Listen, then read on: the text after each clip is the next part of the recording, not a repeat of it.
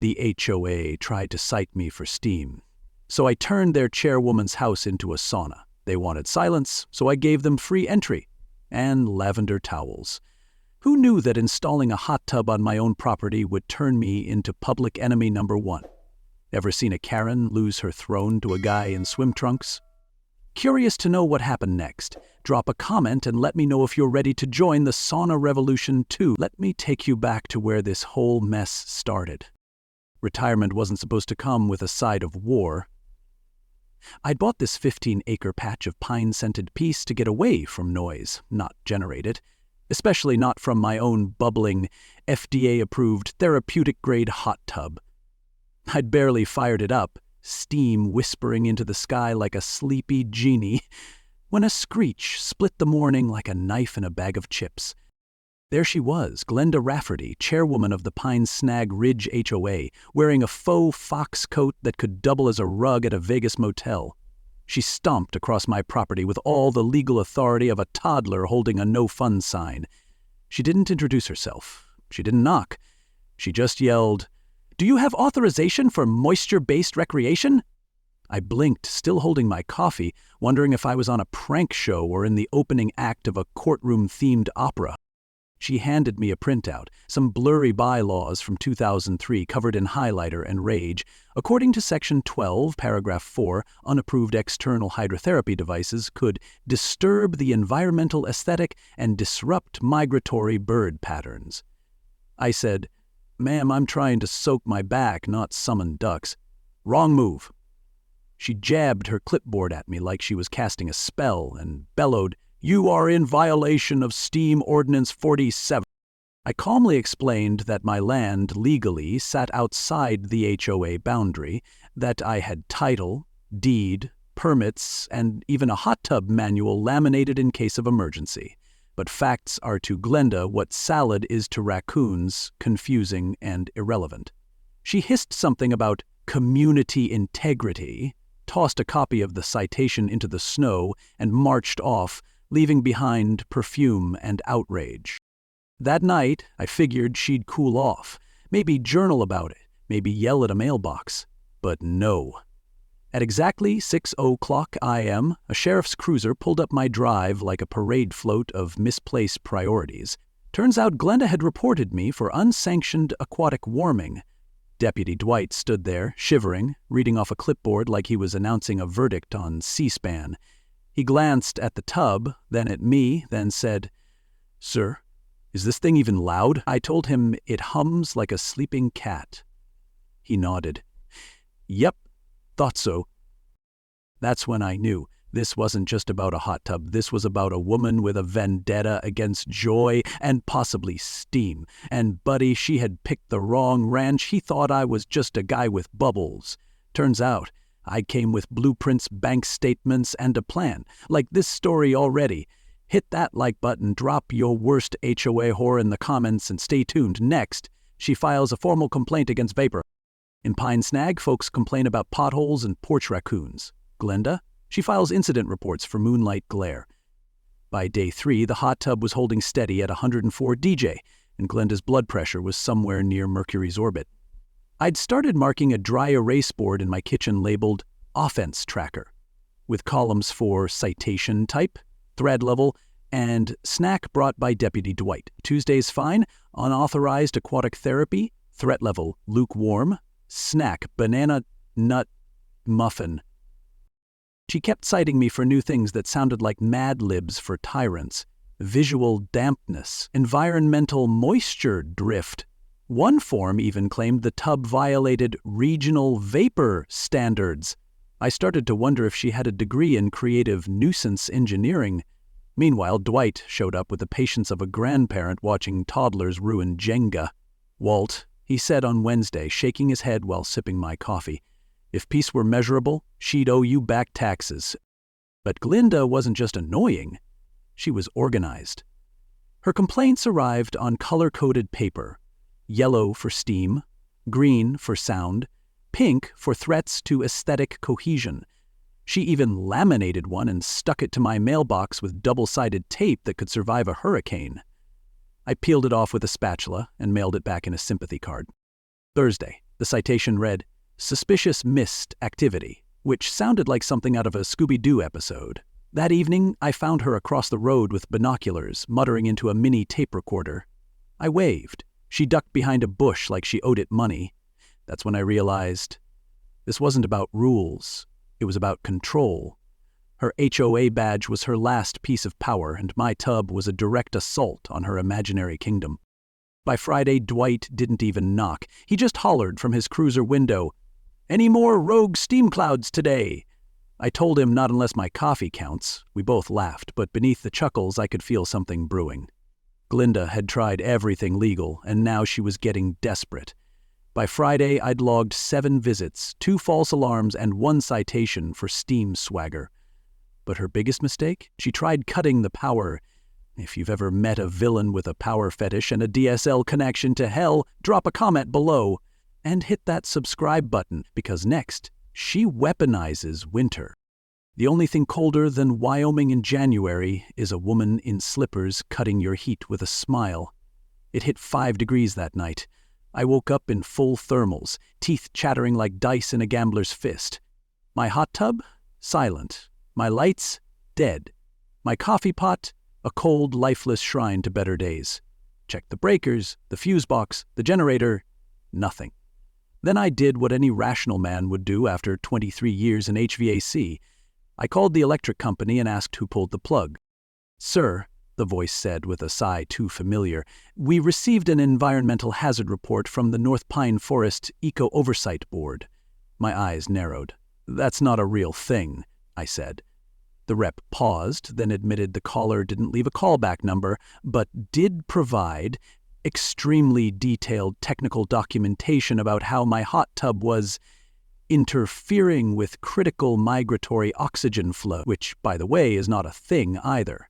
But it sounded official enough that they shut me down pending investigation. That's when Hank stepped in. Hank, my neighbor, with a mullet like a rescue raccoon and a telescope rigged to his truck mirror. Turns out he'd been bird-watching Glenda for months after she tried to have his shed condemned for having character. That night, he caught audio of her on the phone pretending to be Deputy Fern Gable of the Forest Eco Patrol. She even threw in fake credentials and a weather pattern analysis. Hank sent me the whole thing. It was so detailed it sounded like she'd been watching eco-crime dramas in her free time. This wasn't HO nonsense anymore. This was impersonation. Tampering, possibly even reckless endangerment, because in rural Wyoming, killing someone's power in winter isn't just rude, it's survival sabotage. And Glenda knew exactly what she was doing. She wanted me frozen out, cold and gone, so she could keep her imaginary empire intact. I sat in my frozen kitchen wearing 2 coats and a hat shaped like a badger and realized one thing. I wasn't mad. I was motivated.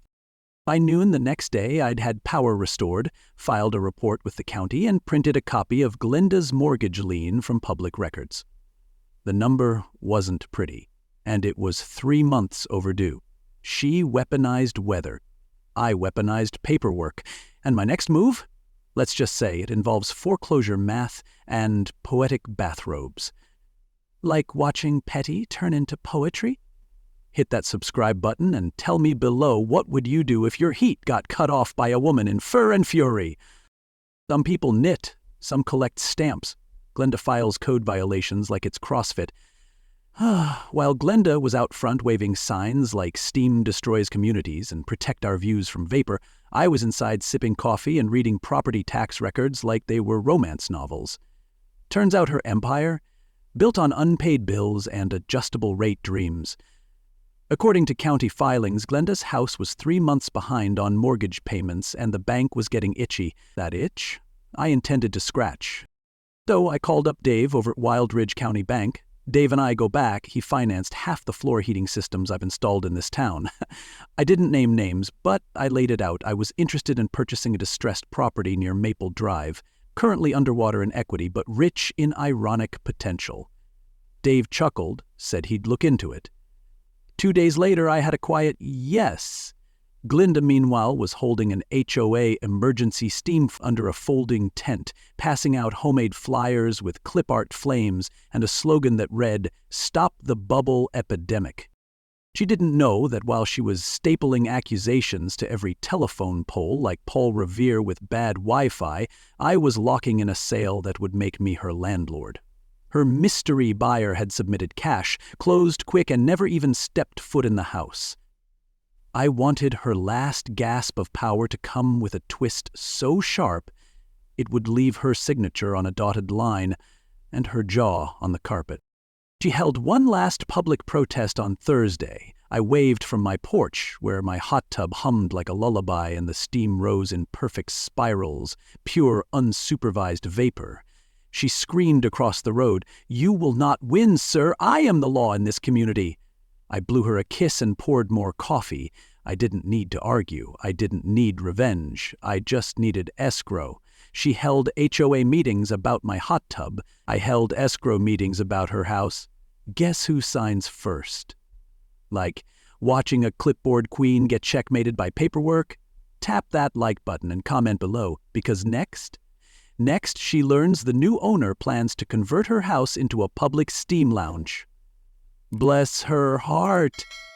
Nothing ruins a fake environmental summit like realizing your nemesis just bought your kitchen. Glenda had rented the community center, stacked chairs like a courtroom, and even printed out a 12-page dossier titled "The Steam Crisis, a Visual Assault." I arrived fashionably late, 10 minutes after she began explaining how hot tubs release emotional toxins into the air. I stood quietly at the back like a plot twist in a baseball cap. The second she spotted me, her eyebrows lifted like they were trying to escape her face. Before she could shout, I raised my hand and said, "Permission to address the steam tribunal?" A few folks chuckled. Mrs. Jenkins clapped once, like she'd been waiting years for this moment. Glenda scowled and barked, "This is a closed meeting for HOA members only." To which someone in the back muttered, "So's the bathroom, but that hasn't stopped you." I walked to the front, unfolded a simple poster board, and flipped it around. North Pine Steam Collective, coming soon to 112 Maple Street. A few heads tilted, a few jaws dropped. Then I added, "I just bought Glenda's house. It's going to be the community sauna, free admission, Mondays, Wednesdays, and every day ending in Y." That's when the silence cracked like ice on a spring pond. Glenda stood there, frozen, then boiling. Her voice went up an octave. "You can't do this. That's my house. This is fraud. This is an attack on democracy." She started yelling at random attendees. "You knew about this. You helped him. You're all complicit in hot tub anarchy." Dwight, who'd been leaning against the wall enjoying a cookie, stepped forward like a man who's dealt with 3 divorces and a meth lab bust in 1 week. "Glenda," he said softly, "you need to calm down and step outside." She shouted one final line, "I am the law in this community," then tripped over the microphone cord and was politely escorted out, her coat flapping like the last breath of a dying empire. Behind her, the room erupted. Laughter, high fives, a spontaneous chant of "Steam for all." I was offered 5 casseroles and a back rub. Glenda's power was gone. Her kitchen? Spoken for. And the community? Just warming up. Her crown cracked, her coat unzipped, and her house about to become the warmest rebellion in Wyoming. Like what you're hearing? Smash that like button, drop your HOA horror below, and stick around. Next up, we build the sauna that started a movement. Turns out, nothing brings a town together like a fallen dictator and an open sauna schedule. By Monday morning, the old Glendale estate was humming louder than my tub at full jet. First came Mitch with a box of drywall and a grin that said, "Karma has tools." Then came Robert, yes, Mr. Sunflower Citation himself, hauling lumber like he was building Noah's Ark for introverts. Within 48 hours, the porch was sanded, the walls gutted, and someone had already painted "Steam Happens" over the mantel. Subtle? No. Satisfying? Oh, deeply. Even Hank showed up in camo overalls with a shop vac and a Bluetooth speaker blasting Bon Jovi. Mrs. Jenkins brought crock pots like she was catering a barn wedding. We didn't need a blueprint, just a shared history of Glenda-induced trauma and a craving for moist justice. Folks who'd once peeked nervously past their curtains now rolled up with toolboxes and casseroles. It was like a church bake sale met a labor union and birthed a freedom sauna. Halfway through Wednesday, someone unearthed a box of old HOA notices in Glenda's pantry. I read one aloud. Wind chimes must not resemble musical instruments. We all laughed so hard we had to take a break. That's when stories poured out. Fines for curtain colors, citations for overly expressive pumpkins, warnings about unsanctioned hammock lounging. This wasn't just a renovation, it was therapy in overalls. By Saturday, the sauna was framed, insulated, and cedar-lined like a Viking spa. We carved Glenda's favorite quote, "I am the law," into the bench as a commemorative plaque. Then someone, probably Hank, added, "No, you weren't," underneath in Sharpie. The backyard got a cold plunge. The garage turned into a community relaxation room with heated floors and a stack of donated magazines that hadn't been relevant since 2008. And here's the kicker. Glenda mailed me a card from Florida. No glitter bombs, no legal threats, just a handwritten line, "I hope the community enjoys the house more than I did." I framed it and hung it in the sauna entryway under a sign that read, "Leave your drama at the door, towels are free." Her bylaws are birdcage liners, my tub's still humming, but the best part? She sends me a card from Florida. Stick around, because what happens? Let's just say our steam power-powered community starts trending, and Glenda accidentally becomes a meme icon. Glenda once fined a man for painting his fence too joyfully. Now her house is full of joy on Wednesdays. It started with Tuesdays and Thursdays, then spilled over into Wednesdays, Fridays, and a soft buzz on Saturday afternoons. The Steam Collective wasn't just functional, it was flourishing. Retirees rolled in with stiff joints and left with looser hips than a disco revival. Teenagers started using the reading room as a group study spot, claiming, "Steam makes the brain more absorbent." I didn't question it. If algebra can thrive next to eucalyptus, who am I to stop the miracle? Local businesses started offering sauna discounts. Sheriff Dwight said crime complaints dropped 80%, mostly because people were too relaxed to argue. My heating installation business? Booked out 6 months in advance.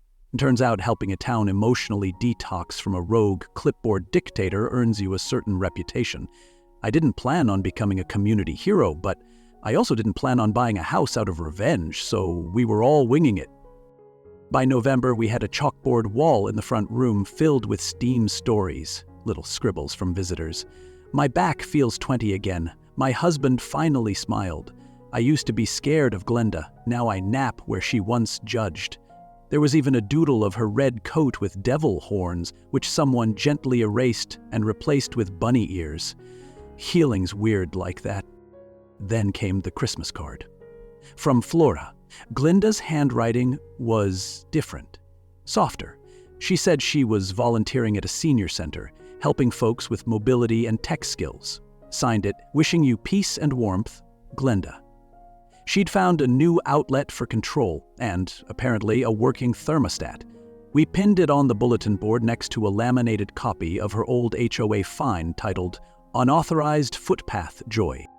Funny how things turn. The woman who once declared war on water vapor now helped elderly folks learn Zoom. I built a sauna from spite. They built a community from steam. But what I built next, let's just say it's swing, and HOA's worst nightmare. If you've ever been fined for furniture, hit that like button, drop your craziest HOA story, and stick around, because final part is gonna swing hard and land louder than Glenda's gavel ever did. They said one man couldn't change a town. Turns out, one man with a wrench and a grudge can steamroll history. I sat in my hot tub that morning like it was a throne carved out of petty victories and mineral-rich water. Steam curled up around me like a slow clap from the universe. Across the field, the sauna was glowing, full of retirees, teenagers, over-caffeinated dads in Crocs, all bonded by the one thing Glenda never understood. Peace doesn't come from control. It comes from community and maybe eucalyptus oil. Someone brought muffins again. Someone always brings muffins now. Every neighbor who used to flinch at Glinda's shadow now walked tall and towel-wrapped into the collective like it was a rebellion spa. Even the sheriff's wife hosted a steam and scripture session on Thursdays. I once overheard Hank say, "This is the first winter my bones haven't screamed at me like my ex-wife." He meant it as a compliment. The town had changed. Businesses boomed, people smiled more. Nobody feared that a rogue lawn ornament might trigger a federal hearing. We'd put up a small bronze plaque outside the sauna that read, "In loving memory of tyranny, may it always melt in the steam." Above it, a retired clipboard mounted like a hunting trophy, signed, "Glenda's Last Stand." I never saw her again, not in person, just the Christmas cards. Always polite, always short, always with a Florida address. One said she'd taken up bird watching. Ironic, since she used to fine folks for invasive chimes disturbing native avian pathways. Growth, I guess. And me? I kept working, kept sweating, kept laughing with strangers. Turned neighbors. I even designed a swing set next to the sauna, labeled it "Unauthorized Leisure Area, Enter at Your Own Risk." Teenagers loved it. HOA purists hated it, which meant it was perfect. What started as a petty war over a hot tub became a blueprint for how communities heal, not through yelling or lawsuits, but through shared sweat, shared meals, and shared stories. Every citation Glenda wrote was a brick in the wall she built between herself and the people. Every laugh we shared while tearing down that wall, that was liberation. This wasn't just about revenge, it was about restoration. We didn't just win, we transformed.